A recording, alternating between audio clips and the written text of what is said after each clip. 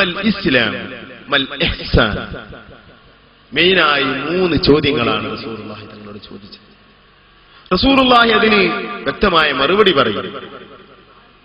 അൽ ഈമാനു തുഅ്മിനു ബില്ലാഹി വമലായികതിഹി വകുതുബിഹി വറുസുലിഹി വൽ യൗമിൽ ആഖിർ വൽ ഖദർ ഖൈരിഹി വശദ്ദിഹി. സഹീഹിന്റെ ഹദീസിൽ കാണാം ഈമാൻ 6 കാര്യം റസൂലുള്ളാഹി പറയുന്നു. ഉടനെ ആ വ്യക്തി പറയുന്നു സദഖത, പറഞ്ഞത് സത്യമാണ്. ഉമർ ഇബ്നു ഖത്താബ് തങ്ങൾ പറയുന്നു അജിബ്നാല, ഞങ്ങൾക്ക് ആശ്ചര്യം. കാരണം ലിഅന്നഹു യസ്അലുഹു, ഒരു വിദ്യാർത്ഥിയെ പോലെ ചോദിക്കുന്നു. വയസദ്ദിഖുഹു, ഒരു പണ്ഡിതനെ പോലെ സത്യമാണെന്ന് പറയുന്നു. ആശ്ചര്യം തന്നെ. തുടരുന്നു ചോദ്യം, വൽ ഇസ്ലാം, ഇസ്ലാം എന്താണ്? അല്ലാഹുവിന്റെ റസൂൽ പറയുന്നു അൽ ഇസ്ലാം അൻ തശ്ഹദ അല്ലാ ഇലാഹ ഇല്ലല്ലാഹു വ അന്ന മുഹമ്മദർ റസൂലുള്ളാഹ് وتقيم الصلاة وتؤتي الزكاة وتصوم رمضان وتحج البيت. ഇസ്ലാം 5 കാര്യം എണ്ണിക്കൊടുക്കുന്നു. ശേഷം ചോദിക്കുന്നു മൽ ഇഹ്സാൻ, എന്താണ് ആത്മമായ വളർച്ചക്ക് മനുഷ്യന് വേണ്ടത് എന്താണ്? റസൂലുള്ളാഹി പറയുന്നു തഅബ്ദുല്ലാഹ കഅന്നക തറാ ഫഇൻ ലം തകുൻ തറാ ഫഇന്നഹു യറാക. ഏതൊരു പ്രവൃത്തി ചെയ്യുമ്പോഴും അല്ലാഹു കാണുന്നു എന്ന നിലക്കായിരിക്കണം നീ ചെയ്യുന്ന ഇബാദത്തുകളൊക്കെ. ജനങ്ങൾ കാണാൻ വേണ്ടിയാകരുത്, അല്ലാഹു കാണുന്നുണ്ടെന്ന് മനസ്സിലാക്കിക്കൊണ്ട് ആ നിലക്ക് നീ അങ്ങോട്ട് കാണുന്നില്ലെങ്കിലും ഇങ്ങോട്ട് കാണുന്ന റബ്ബിനെ നീ ആരാധിക്കണം എന്ന് റസൂലുള്ളാഹി തങ്ങൾ പറയുന്നു. കാര്യമായ ഈ 3 ചോദ്യമാണ് സഹോദരന്മാരെ ഇസ്ലാം ദീൻ എന്ന് പറയുന്നത്. ആ സഹോദരൻ 1-2 ചെറിയ ചോദ്യങ്ങളും കൂടി ചോദിച്ച് അപ്രത്യക്ഷനായി. മദീന പള്ളിയിൽ നിന്ന് അങ്ങോട്ട് ഇറങ്ങി. സ്വഹാബത്തെ കിറാം റളിയല്ലാഹു അൻഹും പറയുന്നു, അതാ അല്പനേരം കഴിഞ്ഞ്, അതാ പള്ളിയിൽ നിന്ന് ഇറങ്ങിയിട്ടേ ഉള്ളൂ. റസൂലുള്ളാഹി പറയുന്നു നിങ്ങൾ ഒന്ന് പോയി നോക്കണം, അയാൾ എവിടെ എത്തി. ഒഴിഞ്ഞു കിടക്കുന്ന മദീന മുറ്റത്ത് അദ്ദേഹത്തെ കാണാനില്ല. എവിടേക്കാ പോയതെന്നറിയില്ല. സ്വഹാബത്ത് പെട്ടെന്നൊന്നും ചോദിക്കാറില്ല. ഉമർ ഇബ്നു ഖത്താബ് റളിയല്ലാഹു അൻഹു പറയുന്നു ഫലബിത്തു മലിയ ഐ സമനൻ ത്വീല, കുറച്ച് ദിവസങ്ങൾ അങ്ങ് കഴിഞ്ഞു. സലാസത അയ്യാം, 3 ദിവസം കഴിഞ്ഞു. റസൂലുള്ളാഹി ഒന്നും ഇങ്ങോട്ട് പറയാതിരുന്നാൽ സഹാബത്ത് ചോദിക്കും. 3-ാമത്തെ ദിവസം റസൂലുള്ളാഹി ഉമർ ഇബ്നു ഖത്താബ് തങ്ങളോട് ചോദിക്കുന്നു, യാ ഉമർ അതദ്രി മനിസായിൽ, ആരായിരുന്നു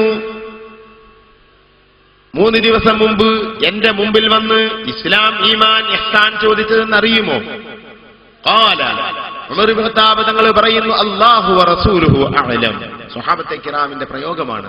അല്ലാഹു അഅലം എന്ന് മാത്രമല്ല അവർ പറയുന്നത്, അല്ലാഹു വ റസൂലുഹു അഅലം, ലോകത്തുള്ള എല്ലാ രഹസ്യങ്ങളും അല്ലാഹുവും അവന്റെ റസൂലും അറിയും എന്നാണ് ഈ വാക്കിന്റെ അർത്ഥം. ഏത് രഹസ്യവും അറിയിക്കപ്പെട്ടവരാണ് റസൂലുള്ളാഹി തങ്ങൾ. നബി തങ്ങൾക്ക് അല്ലാഹു സുബ്ഹാനഹു വ തആല എല്ലാ രഹസ്യവും അറിയിച്ചിരിക്കുന്നു. നബി തങ്ങൾക്ക് അറിയാത്ത ഒരു അറിവ് ഇല്ല.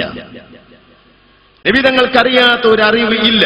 വാനലോകത്തില്ല, ഭൂമിയിലില്ല, ഭൂമിന്റെ അന്തർഭാഗത്തില്ല, ആകാശലോകത്തിന്റെ അപ്പുറത്തില്ല, അർശിലില്ല, കുർസിയിലില്ല. ലോകത്തുള്ള എല്ലാവരുടെ റിപ്പോർട്ടും റസൂലുള്ളാഹി തങ്ങൾക്കറിയാം. സഹീഹായ ഹദീസിൽ 1 2 10 ഹദീസുകളിൽ മുത്തുനബി തങ്ങൾ ഇക്കാര്യം തുറന്നു പറഞ്ഞിട്ടുണ്ട്. അവിടുത്തെ ഉമ്മത്തിനെ മാത്രമല്ല, കഴിഞ്ഞുപോയ മുഴുവൻ ഉമ്മത്തിന്റെ ചരിത്രവും സംഭവങ്ങളും വ്യക്തമായി നബി തങ്ങൾക്കറിയാം. കാരണം നോക്കിക്കണ്ടവരാണ് നബി തങ്ങൾ. ലോകത്തെ പടക്കുമ്പോൾ അല്ലാഹുവിന്റെ റസൂലുണ്ട്. എല്ലാ ലോകത്തിന്റെയും അവസ്ഥ നോക്കിക്കണ്ടവരാണ് മഹാനായ റസൂലുള്ളാഹി തങ്ങൾ. തങ്ങളുടെ മദ്ഹിന്റെ സ്റ്റേജ് എല്ലാത്തിനോട് ഞാൻ അതിലേക്ക് കൂടുതൽ കടക്കുന്നില്ല. എല്ലാ അറിവും റസൂലുള്ളാഹി തങ്ങൾക്കുണ്ട്. എല്ലാ കാര്യങ്ങളും നോക്കിക്കണ്ട് ഓരോന്നിനെയും പടക്കുന്നത് നോക്കിക്കണ്ടവരാണ് റസൂലുള്ളാഹി തങ്ങൾ. അതുകൊണ്ട് തന്നെ ഒന്നും അവിടത്തേക്ക് അറിയാതെ പോവുകയില്ല, ഒന്നും അവിടത്തേക്ക് കിട്ടാതെ പോവുകയില്ല. ചില വിഷയങ്ങൾ ചിലപ്പോൾ റസൂലുള്ളാഹിക്ക് മറക്കപ്പെടും, ചിലപ്പോൾ മറപ്പിക്കപ്പെടും, അതുണ്ടാവാറുണ്ട്. ചിലപ്പോൾ മറയിടപ്പെടും, അപ്പോൾ പറയാറില്ല. അള്ളാഹു പറയട്ടെ എന്ന് പറയും. പറയാൻ പറയുമ്പോൾ പറയും.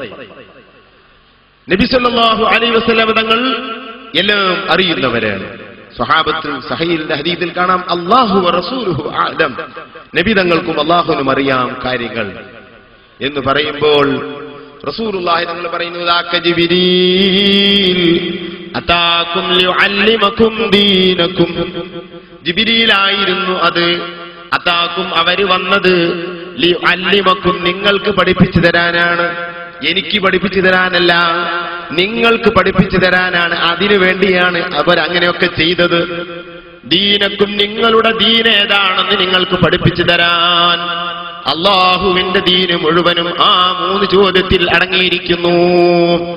അതിന്റെ അപ്പുറമുള്ളതൊന്നും ദീനല്ല, അതിന്റെ ഉള്ളിലുള്ളത് മാത്രമേ ദീനുള്ളൂ. സഹോദരന്മാരെ, അള്ളാഹുവിന്റെ റസൂൽ ഈമാനിന്റെ രംഗത്ത് പഠിപ്പിച്ചതായ ആ 6 കാര്യങ്ങൾ അതിന്റെ വിശദമാണ്. വിശ്വാസപരമായ മുഴുവൻ കാര്യങ്ങളും ഇസ്ലാമിന്റെ രംഗത്ത് പഠിപ്പിച്ച ആ കാര്യമാണ്.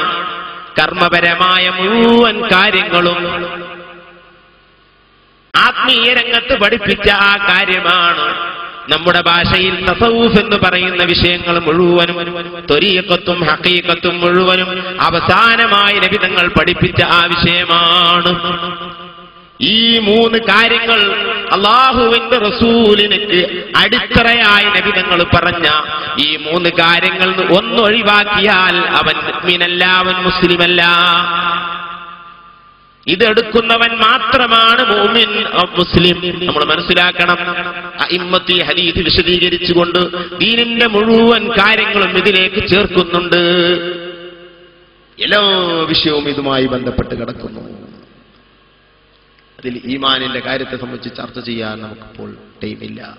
വിശാലമായ ലോകം. പണ്ഡിതന്മാർ അതിനെ അഖീദ, ഇൽമുൽ കലാം എന്ന് വിശദമായി പേര് പറയും. നമ്മളതൊക്കെ പഠിക്കണം.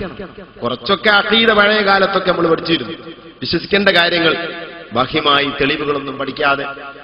എന്നാൽ പള്ളി ദർസിലൊക്കെ ഇന്നും അതിന്റെ തെളിവുകൾ അടക്കം പഠിക്കുന്ന ബൃഹത്തായ ഗ്രന്ഥങ്ങൾ ഓതുന്നുണ്ട്, ഓതിക്കൊടുക്കുന്നു.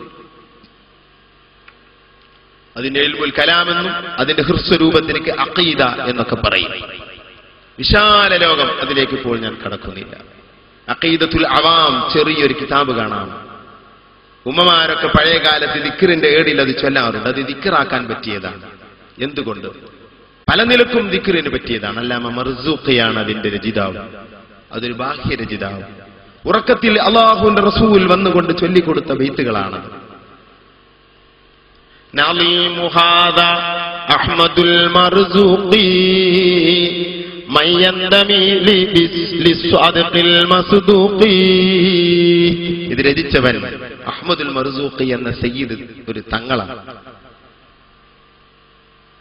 നളംതുഹ, ഇത് ഞാൻ രചിച്ചത് ബിൽ ഹറമിൽ മക്കി കാന നളമുഹാ ബിറുയത്തിൽ മുഖ്താരി ത്വബാ വൽഉഹാ. മക്കത്തെ ഹറമിൽ വെച്ചുകൊണ്ടാണ് ഇത് രചിച്ചത്. റസൂലുള്ളാഹിനെ കണ്ട് അവിടുത്തെ ആശീർവാദത്താലാണ് ഇതിന്റെ വരികൾ ലഭിച്ചത് എന്ന് മഹാനവറുകൾ പറയുന്നു. അതിന്റെ വരികൾ റസൂൽ